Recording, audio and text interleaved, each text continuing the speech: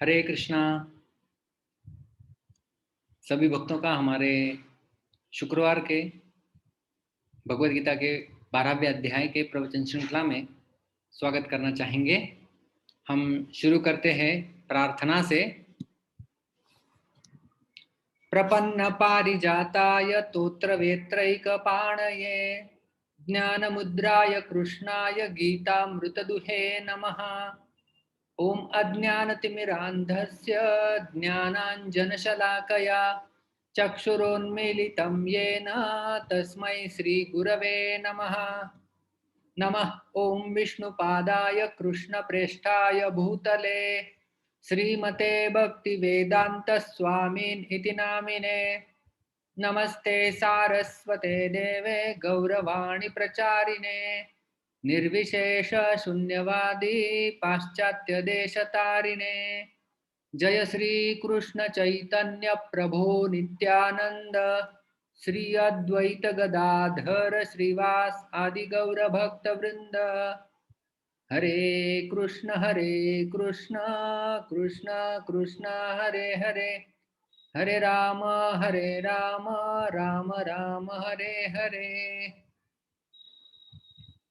हम 12वें अध्याय का पठन प्रारंभ करने जा रहे हैं। अथ द्वादशोऽध्यायः। अर्जुन उवाच एवं सततयुक्ता ये भक्तास्त्वां पर्युपासते ये चाप्यक्षरम् अव्यक्तं तेषां के योगवित्तमाः।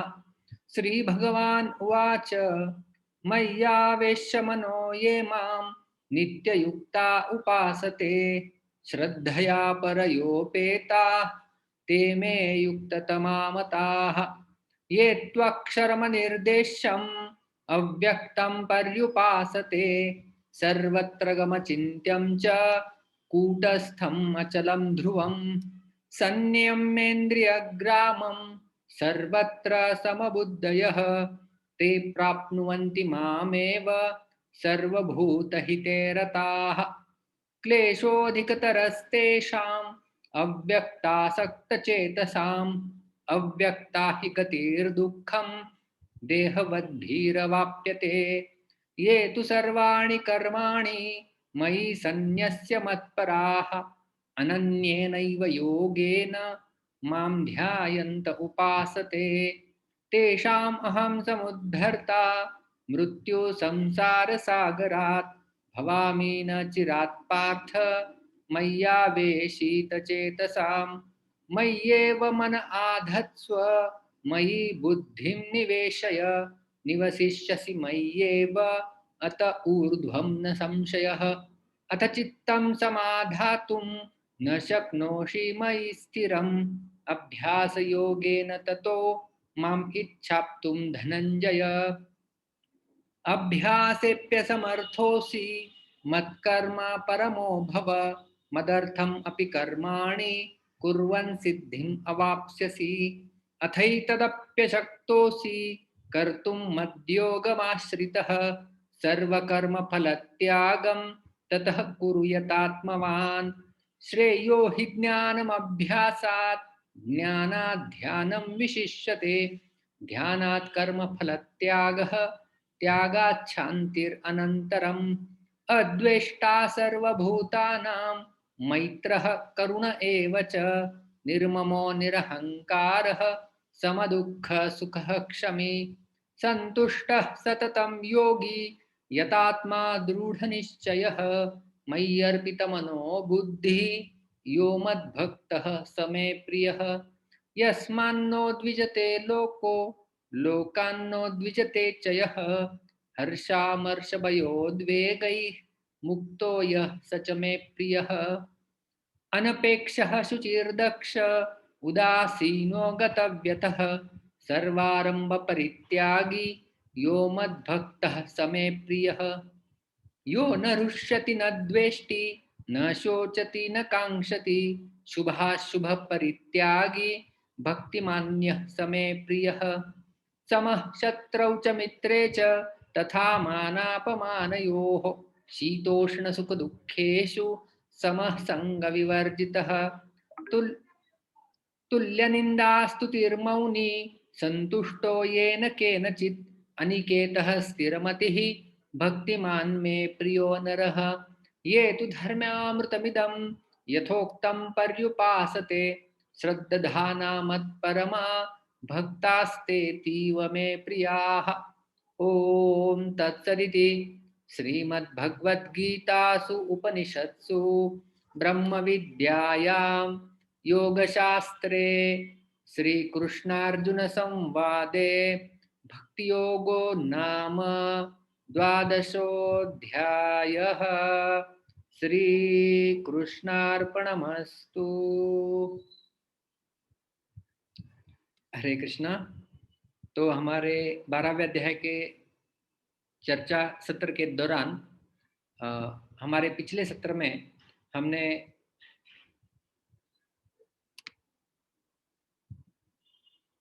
बारहवें अध्याय का 12वां श्लोक इसके ऊपर चर्चा की थी। श्रेयो हि ज्ञानम अभ्यासात् ज्ञानात् ध्यानं विशिष्यते ध्यानात् कर्मफल त्यागात् शांतिरनंतरम। 8वें श्लोक से लेकर के 12वें श्लोक का एक प्रकरण था। भगवद गीता को यदि हम विभाजित करें एक अध्याय को भी, तो उसके बीच में हमें कई सारे प्रकरण मिलते हैं। तो पहले श्लोक से लेकर 7वें श्लोक के अलग प्रकरण था, 8 से 12 तक एक था और 13 से 20 तक एक, ऐसे 3 प्रकरणों में 12वां अध्याय का विभाजन हो सकता है। तो दूसरे प्रकरण का आखिरी श्लोक ये था। इसमें अभ्यासात् ज्ञानम ही श्रेयः, अभ्यास से ज्ञान श्रेय है, ज्ञान से ध्यान श्रेय है, विशेष है, ध्यान से कर्मफल त्याग विशेष है, और कर्मफल त्याग के पश्चात ही शांति मिल सकती है। तो इसका हमने विश्लेषण अच्छी तरीके से किया था कि अभ्यास, ज्ञान, ध्यान और कर्मफल त्याग। तो यहाँ पर हमें दिखता है कि कर्मफल त्याग, जिसे कर्मयोग नाम से भी जाना जाता है, यदि गीता की दूसरी हम योग सीढ़ी देखते हैं तो उसमें कर्मयोग सबसे नीचे आता है। कर्मयोग, उसके पश्चात ज्ञान योग, फिर ध्यान योग और फिर भक्ति योग आता है। तो ये ऐसा क्यों है, इसके बारे में हमने चर्चा की थी कि खास करके यहाँ पर जो अभ्यास, ज्ञान और ध्यान कहा गया है वो अभ्यास योग, ज्ञान योग और ध्यान योग नहीं है। अभ्यास यहाँ पर जो परिभाषा है योग दर्शन से हमने देखी थी, तत्र स्थितौ यत्नोऽभ्यासः, किसी एक विषय में स्थिरता प्राप्त करने के लिए बार बार किया हुआ प्रयास या प्रयत्न, उसे हम लोग अभ्यास कहते हैं। तो इस प्रकार से हमने देखा था कि अभ्यास रहित ज्ञान और ज्ञान रहित अभ्यास। तो ज्ञान रहित अभ्यास से अभ्यास रहित ज्ञान श्रेष्ठ होता है, क्योंकि ज्ञान फिर उसके बाद आगे चल के भगवत प्राप्ति की इच्छा उत्पन्न कर सकता है। इसलिए अभ्यास से ज्ञान को श्रेष्ठ बताया गया है, और ज्ञान से फिर ध्यान। और ये ध्यान भी केवल ध्यान योग का वाचक नहीं, हमने देखा था। क्योंकि ध्यान क्यों श्रेष्ठ है ज्ञान से, क्योंकि ध्यान में मन के ऊपर नियंत्रण होता है, और केवल शास्त्रों का ज्ञान प्राप्त कर कर मन पर नियंत्रण होगा ही, ऐसा कुछ नहीं है। और इस प्रकार से त्याग के पश्चात शांति मिलती है। और त्याग की परिभाषा हमने देखी थी, किसी भी क्रिया में अपने लिए कुछ भी चाह नहीं रखना, यह है त्याग। यस्तु कर्म फल त्यागी सत्यागीत्यभिधीयते, उसे त्यागी कहा जाता है। जो व्यक्ति कर्म को नहीं त्यागता है लेकिन कर्म फल त्यागी, जिसने कर्म के फल को त्याग कर दिया है, वह वास्तव में त्यागी है। और यह कर्म त्याग श्रेष्ठ है, और उस त्याग के पश्चात शांति मिलती है। और वो हमने कर्म संन्यास योग 5वां अध्याय जो है उसमें हमने देखा था किस प्रकार से कर्म फल त्याग से शांति मिलती है, वो पुनरुक्ति की गई थी वहां पर। और इस प्रकार से हमने वास्तव में जो पूरा 8वें श्लोक से लेकर के जो 12वें श्लोक तक का प्रकरण है, जो अभ्यास से ज्ञान श्रेय है, ज्ञान से ध्यान, ध्यान से कर्मफल त्याग और कर्मफल त्याग से फिर शांति, और उससे श्रेष्ठ है अभ्यास, अभ्यास ही। और उससे श्रेष्ठ हम लोग कह सकते हैं कि 12वें अध्याय के 10वें श्लोक में जो बात बताई गई है कि कर्म फल त्याग, उसके पश्चात श्रेष्ठ है 9वें श्लोक में जो बात बताई गई थी, मत कर्म परमो भव। और उससे भी श्रेष्ठ जो बताई गई थी, क्षमा करना, 9वें अध्याय में अभ्यास बताया है भगवान ने। तो 10वें अध्याय में मत कर्म परमो भव, 9वें अध्याय में अभ्यास, 9वें श्लोक में अभ्यास, और 8वें श्लोक में भगवान बताते हैं कि मय्येव मन आधत्स्व मयि बुद्धिम निवेशय, मुझ में अपनी बुद्धि और मन को अर्पित करो। तो इस प्रकार से जो 8वां अध्याय का जो मुद्दा बताया गया है वो शुद्ध भक्त के लिए लागू है। 9वां श्लोक में जो मुद्दा बताया गया है वो साधक के लिए लागू होता है। इस प्रकार से हमने ये पूरा प्रकरण देखा था। तो ये पूरा होने के बाद जो भगवान का एक भक्त होता है, जो 12वें अध्याय के 8वें श्लोक में भगवान ने बताया था, और आगे चल के फिर वो किस प्रकार से ये नहीं कर सकते तो ये करो, ये नहीं कर सकते तो ये करो, इस प्रकार से बताते गए भगवान। और फिर जो भगवान का भक्त होता है, वास्तव में जो भगवान को प्रिय होता है भक्त, उसके लक्षण जो है वो आने वाले 8 श्लोकों के प्रकरण में बताए जाएंगे। जो जो 13 से लेकर के जो 20 आखिरी श्लोक है इस अध्याय का, वहां तक फिर अभी यही प्रकरण चलेगा। भगवान को प्रिय कौन व्यक्ति होता है और उस भक्त के लक्षण कौन से होते हैं, ये प्रकरण सभी भक्तों के लिए बहुत ही महत्वपूर्ण और आवश्यक है। इस पूरे प्रकरण में 13 से लेकर के 20वें श्लोक तक भगवान श्री कृष्ण जो उनको प्रिय भक्त होता है, उनके लगभग 39 गुण प्रस्तुत करते हैं। 39 qualities of a devotee who is dear to lord Krishna. भगवान को प्रिय भक्त है, उनके 39 गुण, और उन गुणों का हमें अपने अंदर विकास करना चाहिए ताकि हम लोग भगवान को प्रसन्न कर पाए और उनके प्रिय बन पाए। तो ये बहुत ही महत्वपूर्ण पूर्ण भगवत गीता का जो महत्वपूर्ण अध्याय में एक 12वां अध्याय माना जाता है, और उसमें भी ये प्रकरण और भी महत्वपूर्ण माना जाता है। तो एक उसमें से एक श्लोक हम चर्चा करेंगे आज, जो 13वां श्लोक है हमारा अगला। अद्वेष्टा सर्वभूतानां मैत्रः करुण एव च, निर्ममो निरहंकारः समदुःख सुख क्षमी। तो मैंने जय श्री नंदिनी माता जी नोएडा से आपको अनम्यूट किया है। हरे कृष्णा प्रभु जी, दंडवत प्रणाम। हरे कृष्ण। तो इस श्लोक में ज्यादा संधि युक्त शब्द नहीं है, आसान श्लोक है। तो मेरे पीछे आप सभी शब्दों को दोहराइए। केवल जो अधोरेखांकित शब्द यहाँ पर दिख रहे हैं वो संधि युक्त शब्द है, और वो संधि भी आसान है। अद्वेष्टा, अद्वेष्टा, अद्वेष्टा, अद्वेष्टा, सर्वभूतानां, सर्वभूतानां, सर्वभूतानां, सर्वभूतानां, मैत्रः, मैत्रः, मैत्रः, मैत्रः, करुणः, करुणः, करुणः, करुणः, एव, एव, एव। एव। यहाँ पर संधि हो जाती है, यहाँ पर जो विसर्ग है उसका यत्व बन जाता है और फिर उसका लोप हो जाता है, तो विसर्ग चला जाता है। करुण एव, करुण एव, च, च, च, च, निर्ममः, निर्ममः, निर्ममः, निर्ममः, निरहंकारः, निरहंकारः, निरहंकारः। निरहंकारः। तो यहाँ पर भी विसर्ग जो है वो उसका ऊत्व होत के वो ओ बन जाता है। निर्ममो निरहंकारः, निर्ममो निरहंकार, समदुःखः, समदुःखसुखः, समदुःख सुख, समदुःखसुखः, समदुःख सुखः, क्षमी, क्षमी, क्षमी। क्षमी। पूर्ण श्लोक एक एक पाद गाएंगे।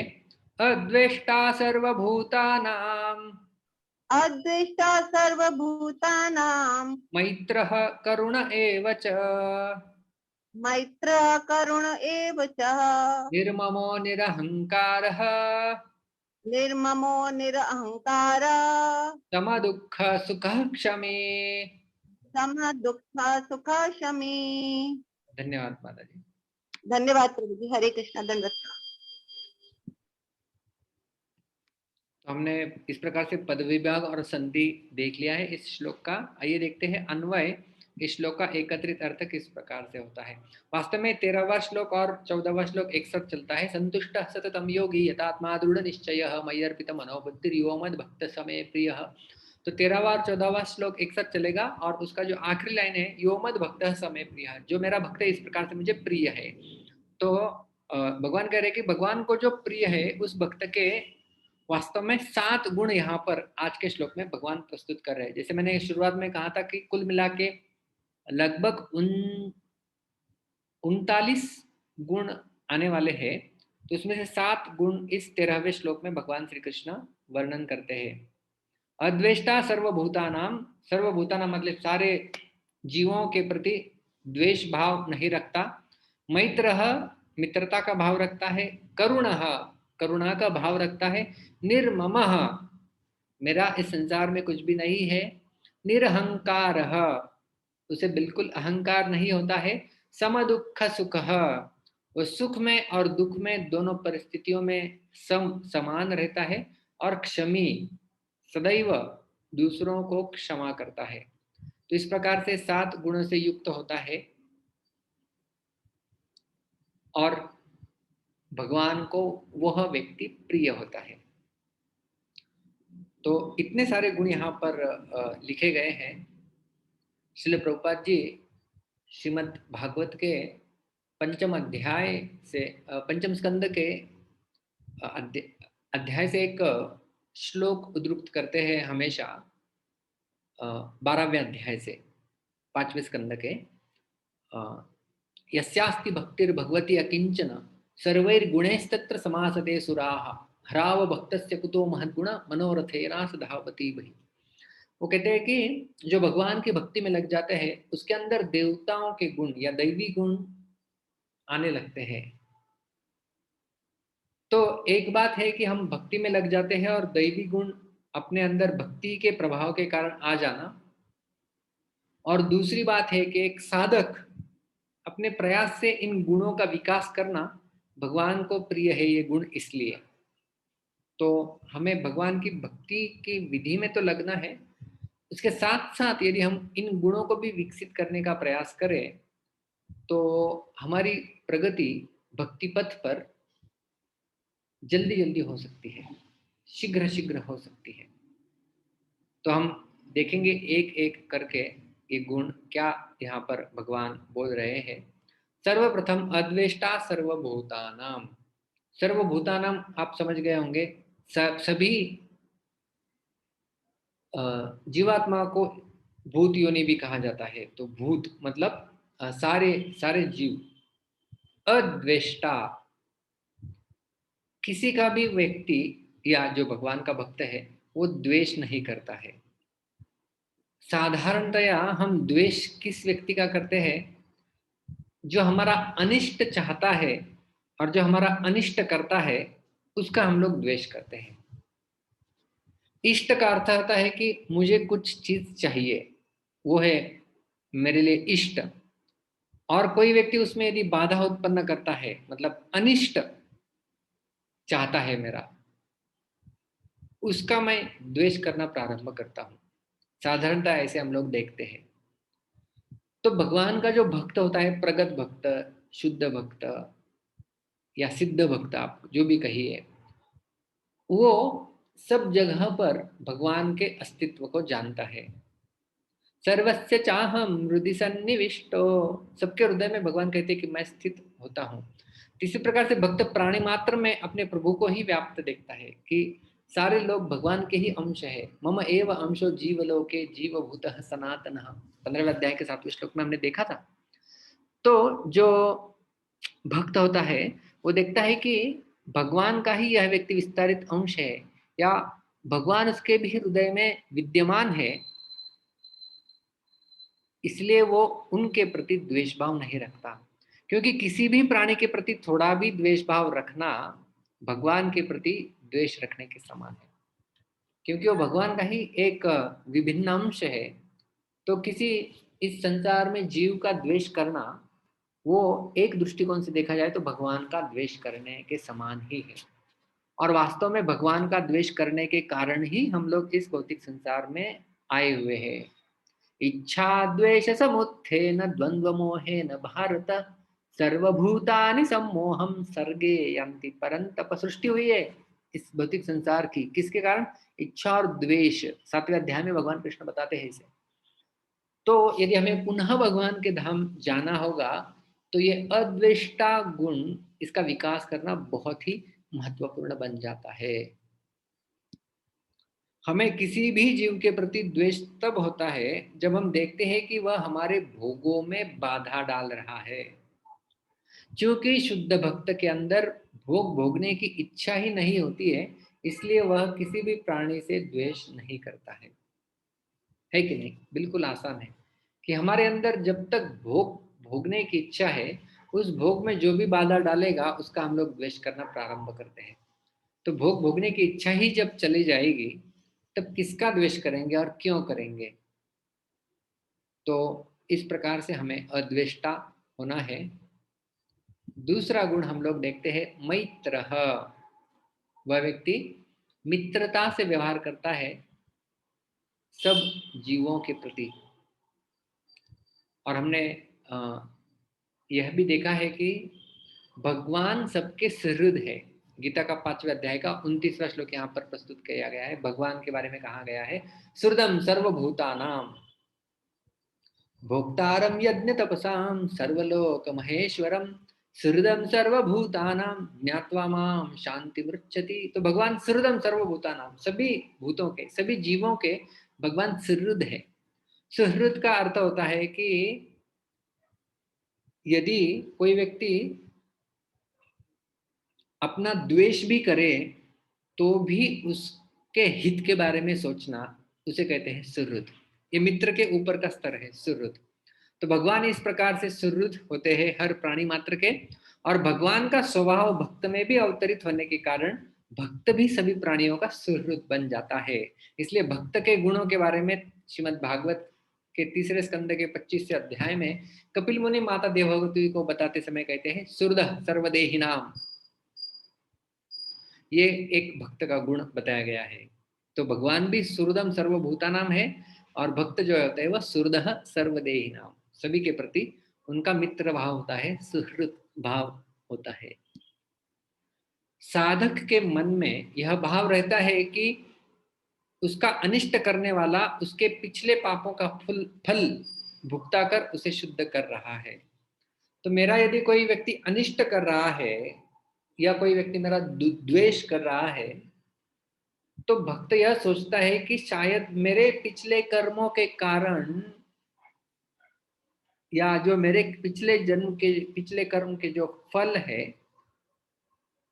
उन जो पापों के फल है, उनके फल भुगता कर यह व्यक्ति मुझे शुद्ध कर रहा है वास्तव में। इसलिए वो जो लोग उसका बुरा करते हैं, सोचते हैं, उनके प्रति भी वह मित्रता का भाव रखता है। ये बहुत प्रगत स्तर है वास्तव में देखा जाए तो, लेकिन धीरे धीरे इसका विकास हमने करना चाहिए। और हम देखते हैं कि भगवान किस प्रकार से, यदि हम लोग इस प्रकार के मित्रता का व्यवहार अपने जीवन में स्वीकार करते हैं तो भगवान बहुत जल्दी प्रसन्न भी हो जाते हैं। और इसका प्रमाण है श्रीमद् भागवत के 4 स्कंद में, जब प्रचेताएं एकत्रित आके तपस्या की उन्होंने जल के भीतर, और भगवान जब वहां पर उनसे प्रसन्न होकर उनके सामने जब दर्शन दिया, तब भगवान क्या कहते हैं? श्री भगवान वाच, यहाँ पे आप देख सकते हैं, वरम वृणिध्वं भद्रं वो यूयं मे नृपनंदनाः सौहार्देना पृथक धर्मा तुष्टोहम सौहृदेन वा। तुष्टोहम, मैं आपसे संतुष्ट हो गया हूं। किसके कारण? सौहार्देन, मतलब आप लोगों का एक दूसरे के बीच में मित्रता का व्यवहार देख के मैं प्रसन्न हो गया हूं। वरम वृणिध्वं भद्रम वो, जो चाहिए वो वर मांग लो मुझसे।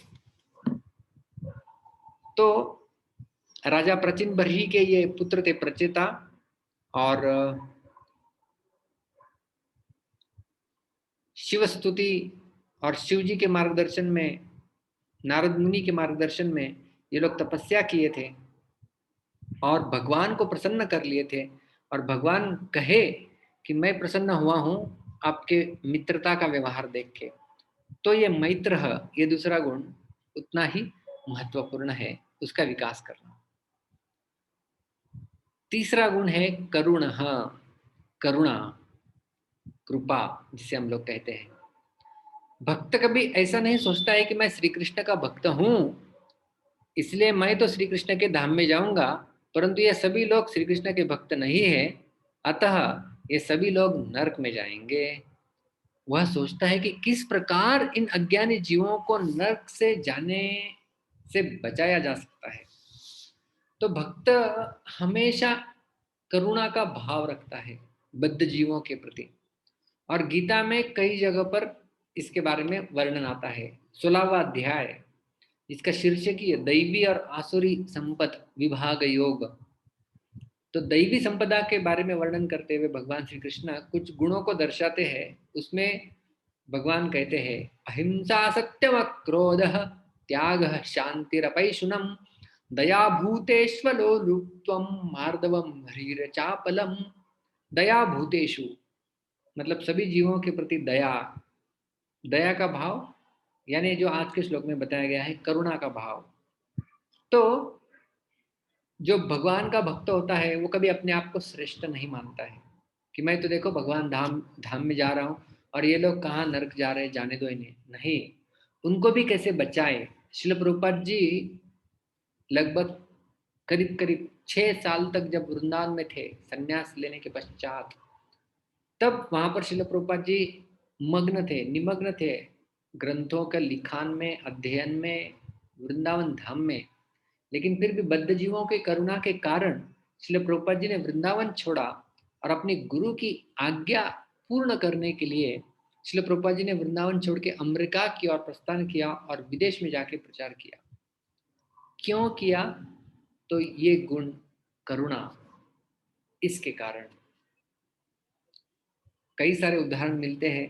वास्तव में देखा जाए तो एक एक गुण यदि हम लोग देखें तो आपको याद होगा जब हमारा पिछले कई वर्ष पूर्व जब हमारा गीतामृत श्रृंखला चल रहा था तो उसमें हमने वैल्यूज फ्रॉम गीता ऐसे एक श्रृंखला ली थी, रिमूविंग मिसकंसेप्शंस अबाउट गीता। और गीता आज के जीवन में भी कितनी व्यावहारिक है, तो उसमें एक एक गुण के ऊपर एक एक सत्र में हमने चर्चा की थी। तो इतना तो समय हमारे पास है नहीं, तो केवल गीता के प्रवाह में हम इसे देखते जाएंगे। लेकिन ये जो करुणा इतना महत्वपूर्ण गुण है, कई भक्तों में हम लोग देख सकते हैं। जैसे मैंने श्रील प्रभुपाद जी का उदाहरण दिया, आप भी ऐसे कई सारे शास्त्र के उदाहरण देख सकते हैं। उदाहरण के लिए मैं एक प्रहलाद महाराज की प्रार्थना का एक श्लोक प्रस्तुत किया है। नैव द्विजे परदुरत्यय वैतरण्या स्वद्वीर्य गायन महामृतमग्न चित्तः शोचेत तो विमुख चेतस इंद्रियार्थ माया सुखाय भरम उद्वहतो विमूढ़ान। नैव द्विजे, मैं उद्विजित नहीं होता हूँ, मैं दुखी नहीं होता हूँ। किसके लिए? पर दुरत्यय वैतरण्या, ये वैतरणी नदी, ये भवसागर, ये वैतरणी नदी को पार करने के लिए मैं बिल्कुल उत्तेजित नहीं हूं या उद्विग्न नहीं हूं। क्यों? मैं इसे पार कर जाऊंगा। स्वद्वीर्य गायन महा अमृत मग्न चित्ता, आपके यशोगान को गाते गाते सुनते सुनते उसमें मेरा चित्त मग्न हो जाएगा, मैं उसे पार कर जाऊंगा। लेकिन मुझे उसकी चिंता नहीं है। लेकिन मैं शोक किस बात का कर रहा हूं? शोचे ततो विमुख चेतस, जो आपसे विमुख हो गए हैं। इंद्रियार्थम माया सुखाय भरम उद्वहतो विमूढ़ान, ऐसे विमूढ़ान, ऐसे मूर्ख लोग जो इंद्रिय तृप्ति के लिए भगवान से विमुख हो गए हैं और बहुत सारा भार यहाँ पर ढो रहे हैं, परेशान हो रहे हैं, उनके लिए मेरे मन में चिंता हो रही है, उनका क्या होगा। तो ये है करुणा का भाव। और कोई भी भगवान के भक्त देखिए आप, उनके अंदर यह करुणा का भाव प्रचुर मात्रा में भरकर हमें दिखाई दे सकता है। श्रीधर स्वामी जिन्होंने भगवत गीता के ऊपर सुबोधिनी नाम की टीका लिखी है, वो इस श्लोक के टीका में कहते हैं, ये जो तीन हमने अभी तक देखा ना, पहले तीन गुण, अद्वेष्टा सर्वभूतानां मैत्रः करुण एव च, तो वो कहते हैं कि उत्तमेषु द्वेषुण्य, हम जब भी लोगों के साथ व्यवहार करते हैं तो तीन प्रकार के लोगों के साथ हमारा व्यवहार होता है। एक है हमसे उत्तम, हमसे सम और हमसे हीन।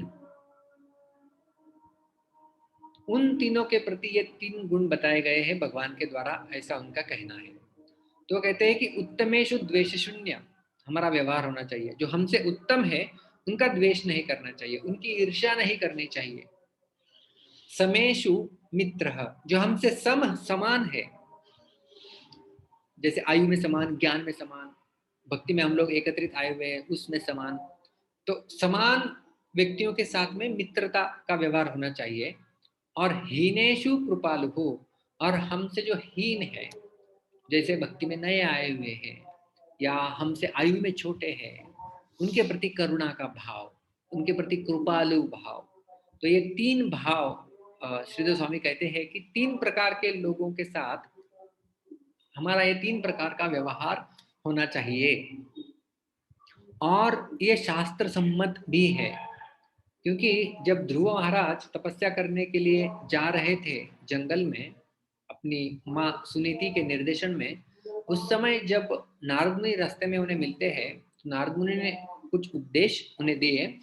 उन उपदेशों में एक श्लोक आता है जो नारद मुनि ने ध्रुव महाराज को बताया था। गुणाधिकान् मुदं लिप्सेत अनुक्रोशम गुणाधमात् मैत्रीम समानादन विच्छेद न तापैरभिभूयते।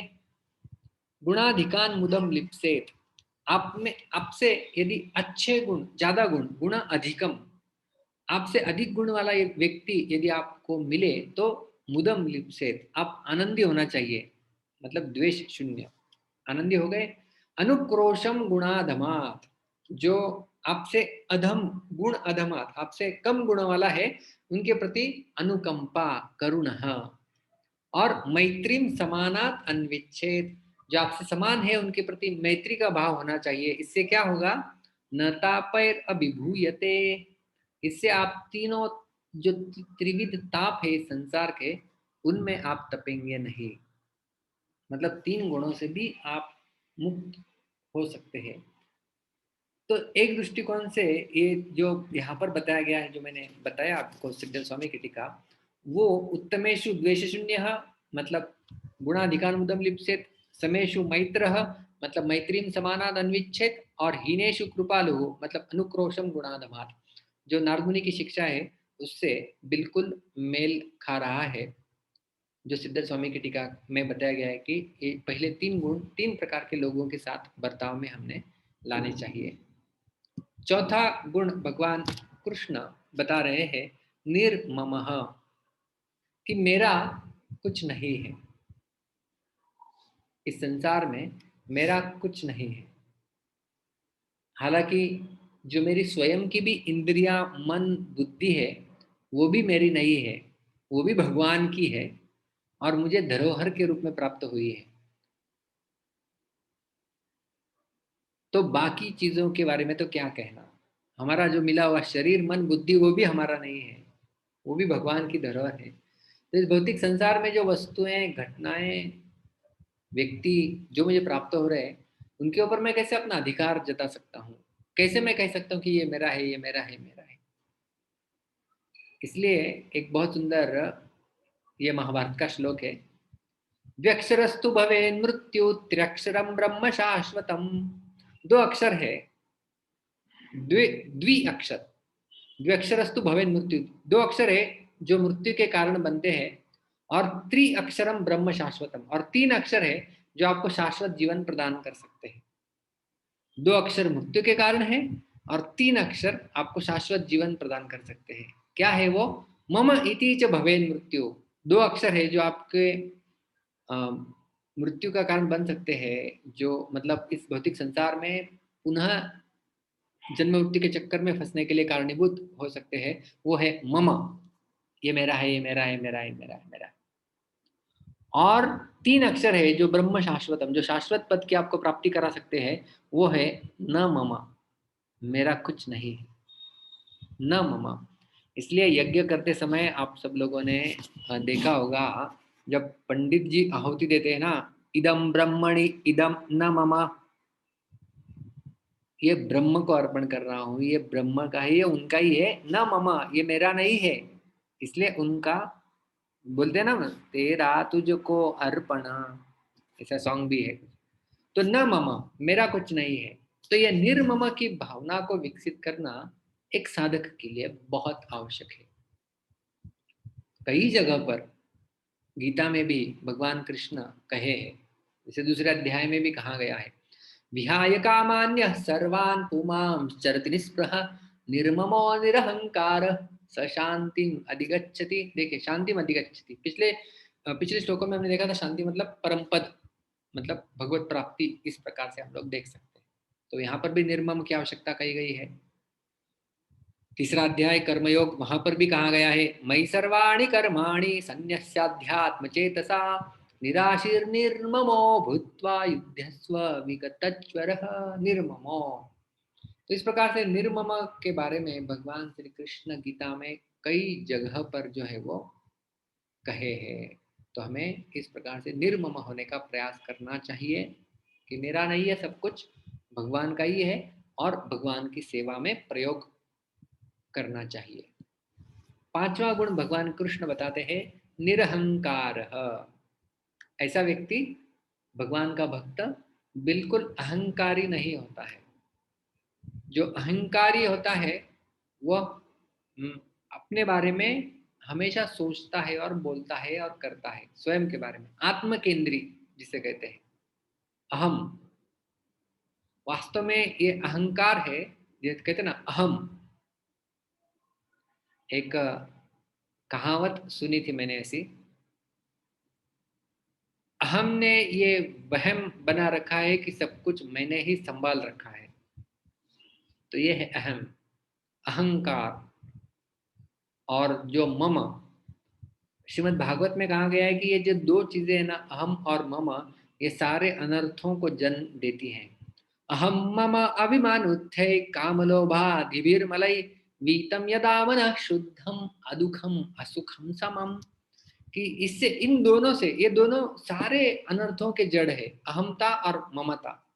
यदि इनसे शुद्ध हो जाएगा हमारा मन, तो सारा सुख हम लोग प्राप्त कर सकते हैं।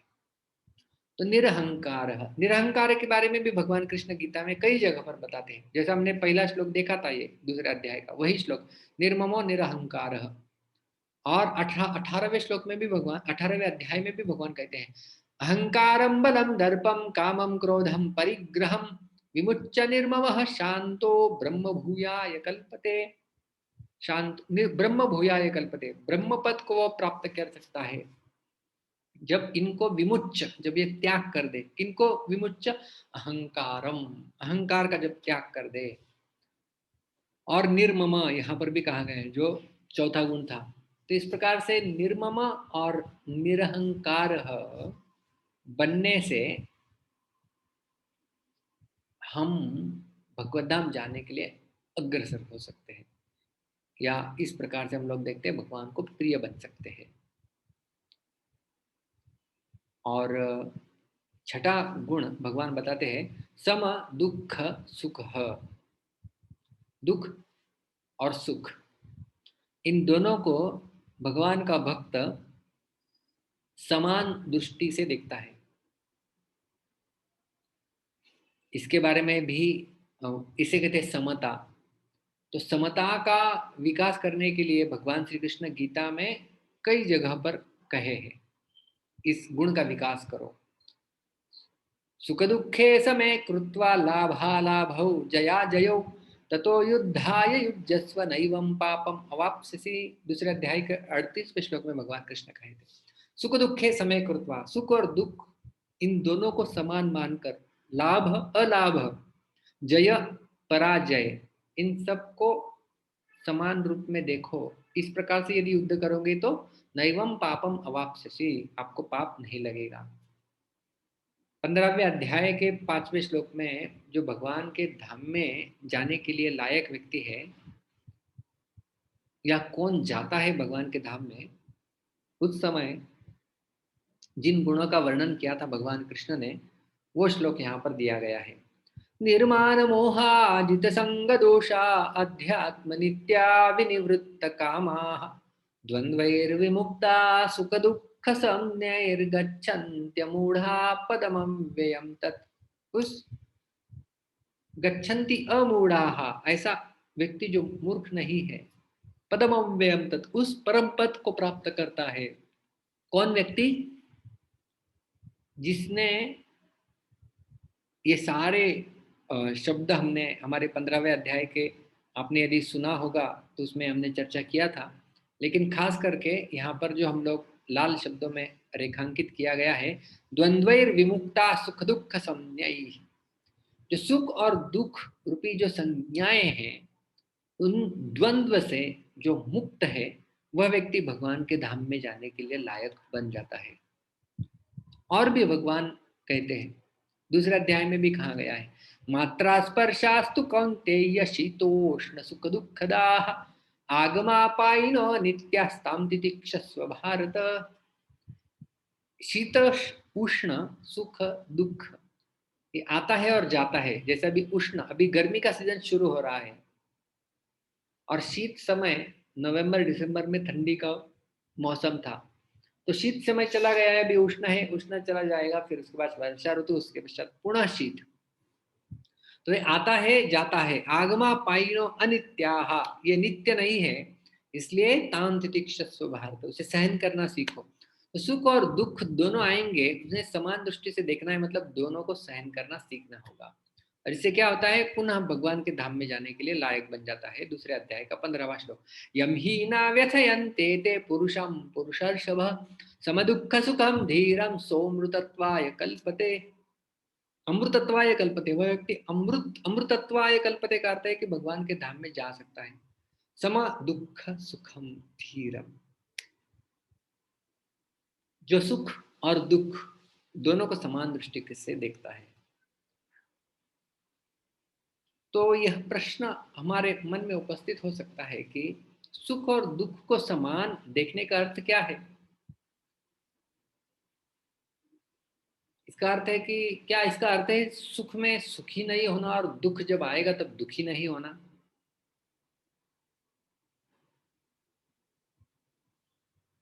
तो भक्त का भाव क्या होता है बताया जाता है। श्रील प्रभुपाद जी तात्पर्य में लिखते हैं एक जगह पर, श्री कृष्ण का शुद्ध भक्त सुख प्राप्त होने पर श्री कृष्ण की कृपा मानता है कि वह इस सुख के योग्य नहीं था, परंतु श्री कृष्ण की कृपा से उसे यह सुख प्राप्त हुआ है। तो जब सुख आता है तब क्या चेतना होनी चाहिए कि कृष्ण की कृपा से मुझे यह सुख मिला है, हालांकि मैं पात्र या योग्य नहीं था।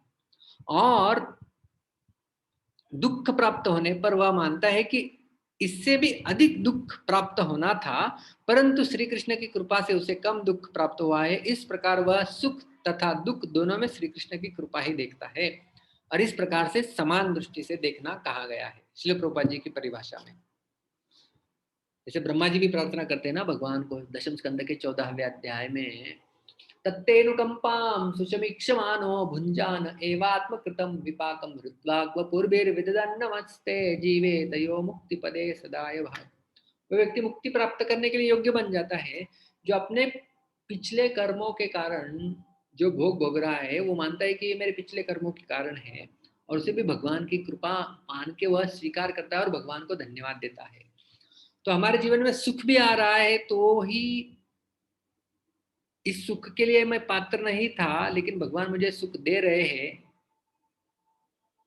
और जब दुख आता है तो इससे ज्यादा दुख आने वाला था, लेकिन भगवान उसे कम करके मुझे दे रहे हैं। तो दोनों में जब हम भगवत कृपा या दोनों में भगवान का हाथ जब देखेंगे, तब हम दोनों में समान दृष्टि रख सकते हैं। यह है इसका अर्थ।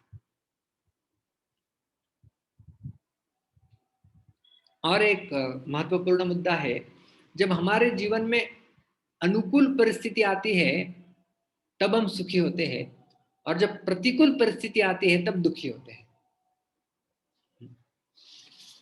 समझ सकते हैं ना आप कि जो जब अनुकूल परिस्थिति आ गई कोई हमारे जीवन में, कुछ मुझे अच्छे जो चीज चाहिए थी वो मिल गई, तो ये हो गया सुख। और प्रतिकूल परिस्थिति मतलब जो नहीं चाहिए थी वह परिस्थिति यदि मेरे जीवन में आ जाती है तो हम दुखी हो जाते हैं। तो जब अनुकूल और प्रतिकूल परिस्थिति जो हमारे जीवन में आ रही है, समझना चाहिए कि वो हमारे ही किसी पूर्व जन्म या इस जन्म के कर्मों का फल इस परिस्थिति के रूप से हमारे सामने आ रहा है। तो हमारे पूर्व जन्मों का या हमारे पूर्व कर्मों का फल है, और भगवत इच्छा, इन दोनों की दृष्टि से हम देखेंगे तब हम समान रूप में देख सकते हैं सुख और दुख को।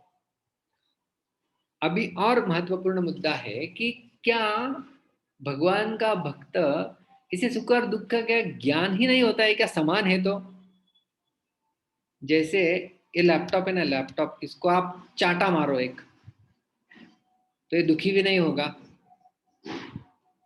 और इसे आप बहुत सहलाओ, इसे प्रेम करो तो ये खुश भी नहीं होगा। तो ये सुख और दुख में समान हो गया ना एक दृष्टि से देखा जाए तो।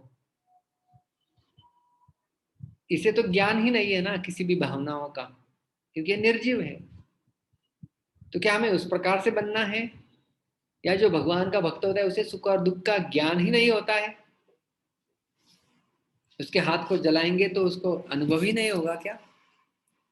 तो जी नहीं, उसे ज्ञान होता है, लेकिन जो सुख और दुख का जो ज्ञान है वह उसके हृदय में विकार उत्पन्न नहीं करता है। इसलिए आप नीचे लिखा हुआ देख सकते हैं, भक्त के शरीर, उसकी इंद्रिया, उसका मन आदि के अनुकूल या प्रतिकूल प्राणी, पदार्थ, परिस्थिति, घटना आदि का संयोग या वियोग होने पर उसे अनुकूलता और प्रतिकूलता का ज्ञान तो होता है, अनुकूलता और प्रतिकूलता का ज्ञान होता है, पर उसके अंतःकरण में हर्ष शोकादि कोई विकार उत्पन्न नहीं होता। तो ज्ञान तो हो गया, लेकिन हर्ष और शोक या सुख और दुख रूपी विकार उसके मन में नहीं उत्पन्न होते हैं। तो यह है सम दुख सुख, इसका अर्थ। सातवां गुण है भगवान के सिद्ध भक्त का, शुद्ध भक्त का, वो है क्षमी। अपना किसी तरह का भी अपराध करने वाले को किसी भी प्रकार का दंड न देने की इच्छा रखना, और उसे क्षमा कर देता है जो व्यक्ति, उसे क्षमी कहते हैं। और इसके लिए सबसे बड़ा उदाहरण हमें दिखाई देता है हरिदास ठाकुर। जब उन्हें कई सारे मार्केट प्लेसेस में मारा गया, तो जो लोग मार रहे थे उनके प्रति तो बिल्कुल द्वेष भावना तो थी नहीं। जो पहले शब्द में कहा गया था अद्वेष्टा सर्वभूतानां, लेकिन उसके भी ऊपर कोई व्यक्ति आपको क्षति भी पहुंचाए तो भी क्षमी, मतलब उनको क्षमा करना। तो हरिदास ठाकुर भगवान से प्रार्थना कर रहे थे कि ये लोग क्या कर रहे हैं उन्हें पता नहीं है, भगवान उन्हें कृपया क्षमा कर दीजिए। तो ये क्षमाशीलता, ये भी एक बहुत बड़ा गुण है। और वही 16वां अध्याय जहाँ पर दैवी संपदाओं के बारे में भगवान कृष्ण कहते हुए कहते हैं कि तेज क्षमा धृति शौचम अद्रोहो नातिमानिता भवन्ति संपदम दैवीम अभिजातस्य भारत। 16 अध्याय के तीसरे श्लोक में। तो पहले 3 श्लोक दैवी संपत्ति के बारे में बताते हैं 16वें अध्याय के, और आगे चल के फिर आसुरी संपत्तियों का वर्णन किया है। तो दैवी संपत्ति में ये गुण आता है क्षमा। तो जितना अधिक हम इन गुणों का विकास करने का प्रयास करेंगे, और कितने सारे उदाहरण देखेंगे हम, हरिदास ठाकुर का तो मैंने आपको एक उदाहरण दिया। आप होमवर्क कर सकते हैं, कितने सारे उदाहरणों को ढूंढ सकते हैं जिनके अंदर ये गुण हम लोग देखते हैं। खास करके अम्बरीश महाराज, श्रीमद् भागवत के 9वें स्कंद में यदि आप पढ़ेंगे तो उन्होंने दुर्वासा मुनि को क्षमा कर दिया, जिन्होंने उनको मारने के लिए एक असुर उत्पन्न कर दिया था। प्रहलाद महाराज, उनके पिताजी ने तो कितने अपराध किए थे प्रहलाद के प्रति, और भगवान के अस्तित्व को ही नकार रहे थे, लेकिन फिर भी प्रहलाद महाराज क्षमाशीलता का गुण अपने अंदर रखे। तो इस प्रकार से सारांश में यदि हम देखना चाहे तो ये जो प्रकरण है हम लोग चर्चा करने प्रारंभ किए हैं 13वें श्लोक से लेके 20वें श्लोक तक, उसमें जो व्यक्ति भगवान को प्रिय होते हैं उनके 39 गुणों का लगभग वर्णन किया गया है। उसमें से 7 गुण 13वें श्लोक में हमें मिलते हैं। सबसे पहले हमने देखा अद्वेष्टा सर्वभूतानां, सभी जीवों के प्रति किसी का भी वह व्यक्ति कभी भी द्वेष नहीं करता है। मैत्रः, सदैव मित्रता का भाव बनाए रखता है। और करुणा, वह केवल खुद के बारे में नहीं सोचता है बल्कि दूसरों के लिए कुछ अच्छा करना चाहता है करुणा के कारण। और हमने ये भी देखा कि श्रीधर स्वामी किस प्रकार से बताते हैं कि उत्तमेषु द्वेष शून्य, जो उत्तम आपसे उत्तम लोग हैं उनका द्वेष नहीं करना चाहिए। समेषु मैत्रः, जो समान है उनके प्रति मित्रता। और अधमेषु करुणः, कि जो आपसे अधम है, हीन है, उनके प्रति करुणा का भाव रखना चाहिए। और यही 3 गुण नारद मुनि ने भी ध्रुव महाराज को बताए थे कि उनका विकास करेंगे तो न तापैर अभिभूयते, आपको 3 तापों से जूझना नहीं होगा। और फिर चौथा गुण हमने देखा था निर्ममः, और अलग अलग जगह पर भगवत गीता में कहाँ पर उसका उल्लेख भगवान करते हैं वो भी हमने देखा। 5वां गुण हमने देखा था निरहंकारः, ऐसा व्यक्ति, उसके अंदर कभी भी अहंकार नहीं होता है कि मैं ही सब कुछ कर रहा हूँ। वह व्यक्ति केवल अपने आप को एक निमित्त मात्र मानता है कि भगवान कर रहे हैं और मैं तो एक निमित्त हूँ उनके हाथ में। जैसे श्रील प्रभुपाद जी जब विदेश जा रहे थे तो अपनी जलदूत डायरी में लिखते हैं कि काष्टेर पुत्तली यथा नाचाओ से मते, नाचाओ नाचाओ प्रभु नाचाओ से मते, कि जिस प्रकार से कठपुतली को नचाया जाता है उस प्रकार से है भगवान, आप मुझे यहाँ पर लेके आइए, आप मुझे नचाइए, मैं कुछ नहीं कर रहा हूँ। तो ये बिल्कुल अहंकार की भावना नहीं होती है। श्रील प्रभुपाद जी जब विदेश आ रहे थे, किसी ने पूछा आप विदेश जा रहे हैं? श्रील प्रभुपाद जी ने कहा जी नहीं, श्रीमद् भागवतम ग्रंथ विदेश जा रहा है, मैं उनके साथ जा रहा हूँ। तो प्रभुपाद जी संपूर्ण भागवतम ग्रंथ लेके गए थे अपने साथ, तो लेकिन उनकी भावना क्या थी कि श्रीमद् भागवतम जा रहा है और मैं उनके साथ जा रहा हूँ। ये है निरहंकार। समदुख सुख, दुख और सुख में समान। तो इसका अर्थ सर्वप्रथम हमें देखना चाहिए कि सुख और दुख में समान मतलब कि क्या क्या उसे व्यक्ति को ज्ञान नहीं हो रहा है, ऐसा नहीं है। जैसे मैंने लैपटॉप का उदाहरण दिया, ये भी समान होता है सुख और दुख में। आप मारो इसे या इसे इसे इसे प्रेम दर्शाओ, तो उस प्रकार का नहीं। ज्ञान तो होता है लेकिन ज्ञान विकार को जन्म नहीं देता है। सुख और दुख जब आते हैं अनुकूल परिस्थिति और प्रतिकूल परिस्थिति के कारण, तब वह व्यक्ति अपने हृदय में इनको हर्ष और शोक, सुख आने के बाद हर्ष और दुख आने के बाद शोक, इन विकारों को जन्म नहीं देता है। और दूसरा मुद्दा इसमें महत्वपूर्ण हमने देखा कि भगवान की कृपा से जो सुख आ रहा है वो भी मैं इसके लिए योग्य नहीं हूँ लेकिन भगवान मुझे दे रहे हैं, और जो दुख आ रहा है इससे ज्यादा आना चाहिए था लेकिन भगवान कम करके मुझे दे रहे हैं। इसलिए दोनों परिस्थितियों में भगवान का हाथ देखने की कला को विकसित करना, वो है समदुख सुख। और आखिरी गुण हमने देखा था क्षमी। जो भगवान का भक्त होता है वो सदैव क्षमाशील होता है। और कभी भी एक जगह श्रील प्रभुपाद जी लिखते हैं कि उसके अंदर बदले की भावना नहीं होती है कि तूने मुझे ऐसा किया, ठीक है मैं तुम्हें ऐसा करूंगा। इससे हमारे आध्यात्मिक जीवन में क्षति पहुंच सकती है, हानि हो सकती है। इसलिए ये क्षमाशीलता का गुण विकास करना एक साधक के लिए बहुत ही आवश्यक है। हरे कृष्णा। किसी का कोई प्रश्न है तो लोग ले सकते हैं।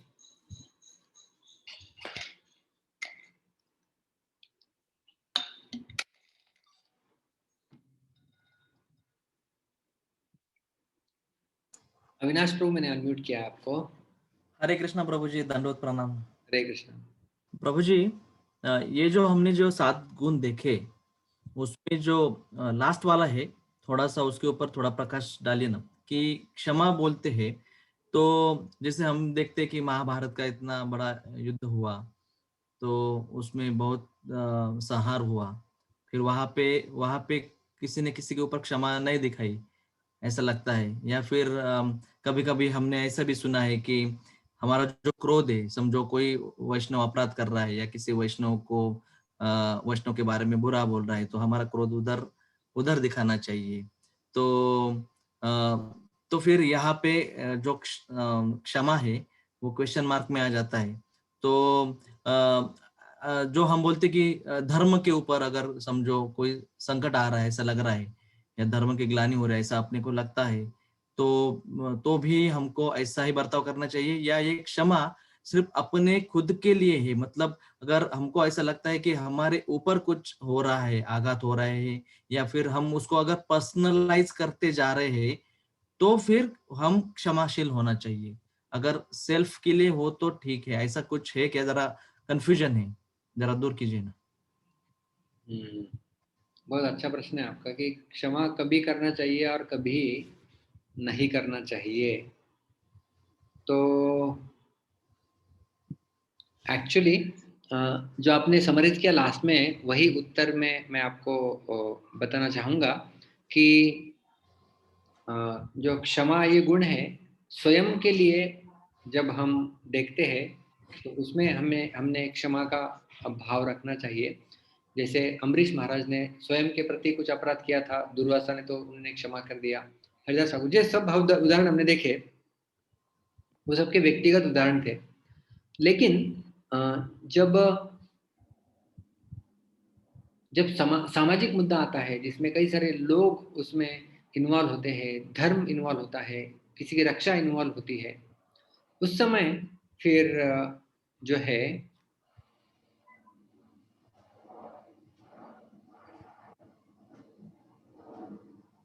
उस समय हम हमें धर्म का पालन करना चाहिए।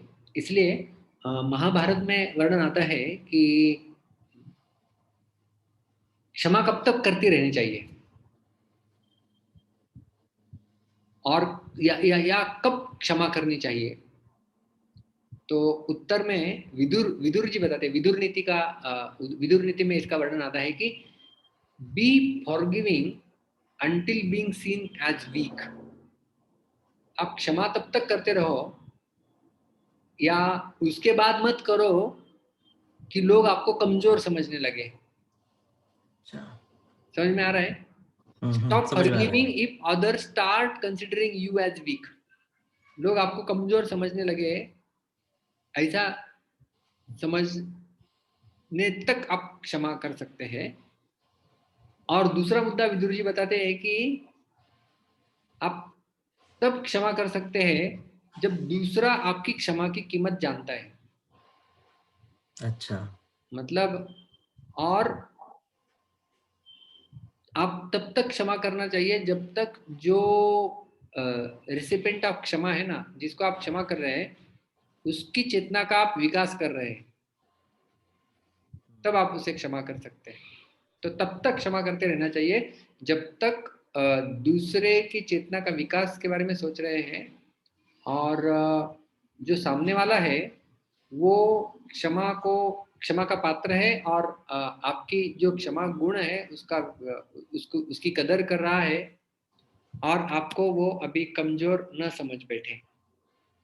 तो ये महाभारत से है, विदुर नीति से हम लोग समझ सकते हैं। और जो पहले मैंने मुद्दा बताया कि जब खुद के बारे में आता है कुछ, तब हमने क्षमाशील होना चाहिए। लेकिन जब संस्था के बारे में आता है, समाज उसमें इन्वॉल्व होता है, धर्म अधर्म की बात होती है, उस समय फिर हमने केवल क्षमा ही नहीं, लेकिन उसके साथ साथ आपने देखा होगा ना, दंड, भेद, इस प्रकार की भी नीति उसका अवलंबन किया जा सकता है। लेकिन हमें ये भी सोचना चाहिए कि क्या मैं उसके लिए पात्र हूँ सर्वप्रथम, उसको मान के। ठीक है? क्या है प्रभु जी कि ये सुनने में बहुत अच्छा लगता है, और अभी हम तो भक्ति की राह पर तो चल पड़े हैं, तो ऐसा लगता है कि सब कुछ फॉलो करें, सब कुछ फॉलो करें। तो लेकिन इसमें भी कुछ अपनी भी सीमाएं हमको पता होनी चाहिए।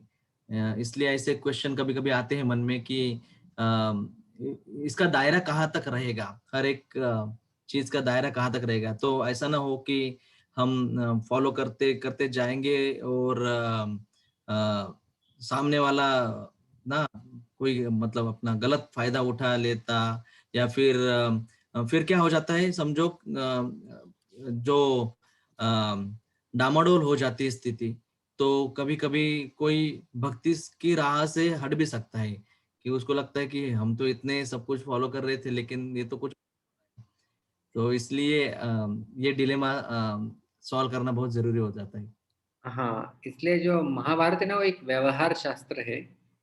और जैसे हम लोग बोलते हैं श्रीमद् भागवतम ये शुद्ध भक्ति के मार्ग का रास्ता है। महाभारत शुद्ध हम्म, भक्ति नहीं सिखा रहा है, लेकिन उस दिशा की ओर इंगित करता है। लेकिन वो धर्म अर्थ काम मोक्ष उसमें, और व्यवहार किस प्रकार से होना चाहिए, जैसे मैंने विदुर नीति से आपको कुछ चीजें बताई हम्म, महाभारत की, तो उस प्रकार से हम लोग प्रैक्टिकल व्यवहार कर सकते हैं। लेकिन जब स्वयं की बात आती है ना, कि जैसे मैंने कहा कि आपको कोई कुछ बोल दे, हम्म, तो श्रील प्रभुपाद जी कहते थे कि why you should blame instrument of your own Karma.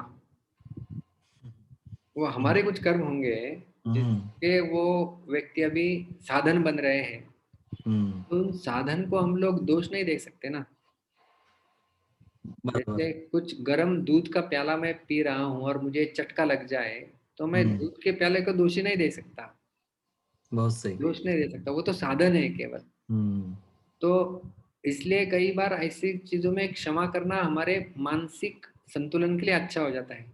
नहीं तो फिर क्या, किसी ने हम्म, मुझे ये कहा, फिर और बदले की भावना, इसको मैं और देखूंगा, फिर वो हम्म, रूपा जी लिखते हैं कि वो बदले की भावना हमारे आध्यात्मिक जीवन को नष्ट कर सकती है। तो हम्म, हमें बदले की भावना नहीं रखनी चाहिए, और इस गुण का विकास करते रहना चाहिए। और महत्वपूर्ण मुद्दा है कि देखो, इसमें कुछ हानि नहीं हो रही ना किसी की, बराबर। और धर्म को पकड़ के चलना है। जैसे आपको कोई रास्ते से दिखा, एक लड़का किसी लड़की की छेड़ निकाल रहा है, उसके हम्म, साथ बुरा व्यवहार कर रहा है, हम्म, तो उस समय आप ये नहीं कहेंगे अरे चलो इसको क्षमा कर दो यार, हम्म, है कि नहीं। तो वहां पे अधर्म हो रहा है, तो फिर हम्म, उसमें आपको उसको चांटा लगाने का अधिकार है। हम्म, तो इसे आपको समझना चाहिए कि हम कहाँ पर क्या, किस प्रकार का व्यवहार करें, और उसके लिए एक परिपक्वता चाहिए होती है। सही है। हरे कृष्ण। हरे कृष्ण प्रभु जी, धन्यवाद।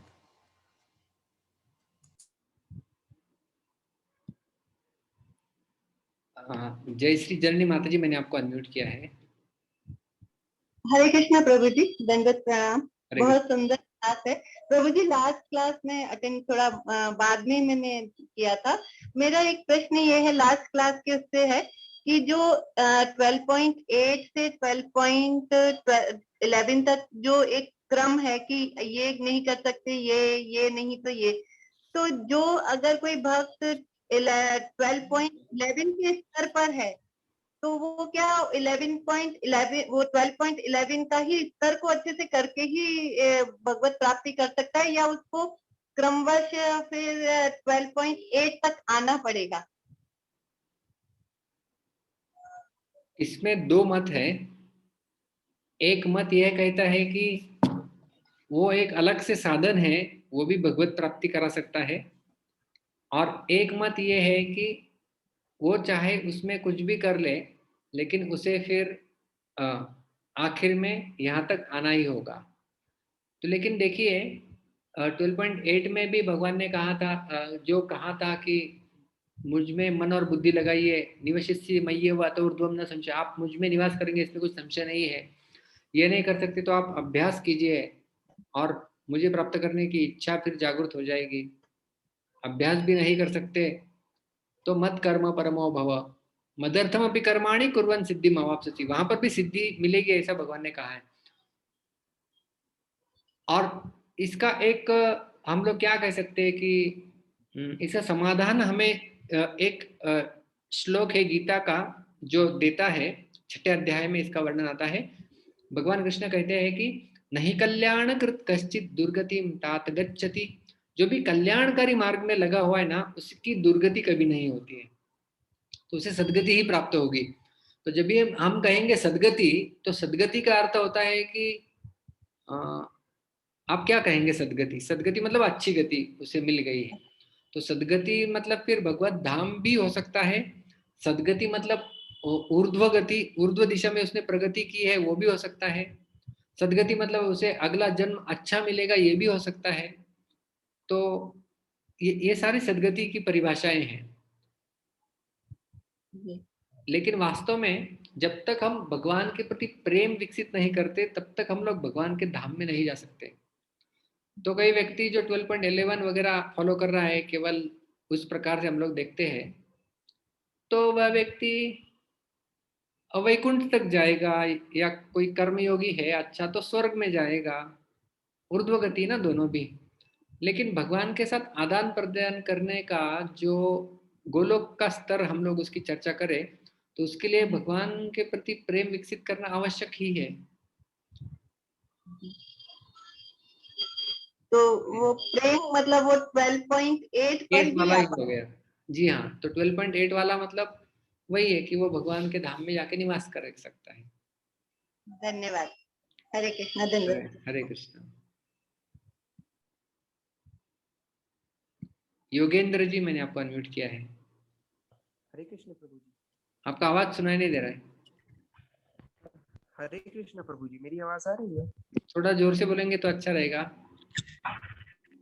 मेरी आवाज आ रही है गुरु जी? हरे कृष्ण। हाँ जी, हाँ आ रही है, बोलिए। गुरु जी, मेरा अपना पर्सनल प्रश्न है। हेलो। हाँ बोलिए ना। गुरु जी, मन और शरीर पर नियंत्रण कैसे पाएं? मन और शरीर पर नियंत्रण जी। भगवान श्री कृष्ण एक सूत्र बताते हैं। अर्जुन का भी यही प्रश्न था कि हमारा मन चंचल है, चंचलम ही मनः कृष्ण प्रमाथि बलवदृढ़ तस्याहम निग्रहम मन्ये वायोरीव दुष्करम, कि भगवान मैं वायु को नियंत्रित कर सकता हूँ लेकिन मन को नियंत्रित नहीं कर सकता हूँ, क्या करना चाहिए? भगवान बोलते हैं असंशय महाबाहो मनो दुर्निग्रहम चलम। निश्चित रूप से मन के ऊपर नियंत्रण प्राप्त करना कठिन है, लेकिन अभ्यासेन तु कौन्तेय वैराग्येण च गृह्यते। अभ्यास और वैराग्य इनका पालन करेंगे तो संभव है। तो वैराग्य का अर्थ होता है जो स्पिरिट ऑफ रिनंसिएशन, की ये चीजें मेरी नहीं, ये भगवान की है, वो उस धारणा का विकास करना। और दूसरा अभ्यास। अभ्यास मन जहां जाएगा उसे पुनः एक जगह पर लाना। और खास करके कलयुग में हम लोग जो भगवान के दिव्य नाम का जप करते हैं, तो मननात् त्रायते इति मंत्र, one who delivers you from your mind, that is मंत्र। तो मंत्र का जप करके हम लोग हमारे मन के ऊपर नियंत्रण ला सकते हैं। और रेगुलेशन, रेगुलेटेड लाइफ, रेगुलेटेड का अर्थ होता है, क्या कहेंगे उसे, नियमित जीवन शैली का पालन करके हम हमारे शरीर के ऊपर भी नियंत्रण प्राप्त कर सकते हैं। तो जैसे प्राणायाम हो गया, एक डिसिप्लिन रूटीन लाइफ हो गया कि सुबह जल्दी उठना, रात को जल्दी सोना, इससे इससे भी हमारे शरीर और मन के ऊपर हम लोग नियंत्रण ला सकते हैं। ठीक है।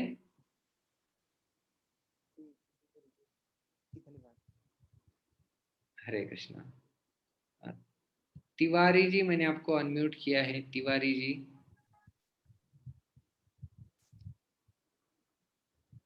हरे कृष्णा प्रभु जी। हाँ हरे कृष्णा, बोलिए। प्रभु जी बहुत अच्छा समझाया और काफी कुछ समझ में आ रहा है। एक एक श्लोक आप दिए थे रेफरेंस में, 2 अक्षर और 3 अक्षर का, तो वो कहाँ से लिया हुआ है? वो महाभारत से। वो उसमें वो महाभारत से है? अच्छा अच्छा, क्योंकि उसका कुछ रेफरेंस भागवत गीता या भागवतम से दिखाई नहीं दिया। नहीं, तो वो बहुत अच्छा है, क्योंकि महाभारत से है वो श्लोक। अच्छा अच्छा, क्योंकि उसमें 2 अक्षर और 3 अक्षर का, तो इसमें काफी कुछ चीजें लिखी आई हैं कि 2 अक्षर और 3 अक्षर को समझने से कितना समझदारी या समझ में ज्यादा आता है भगवान के विषय में, कैसे कैसे अपने को उससे ऊपर किया जा सकता है। जी हाँ। अच्छा, हरे कृष्ण प्रभु जी, धन्यवाद। हरे कृष्ण।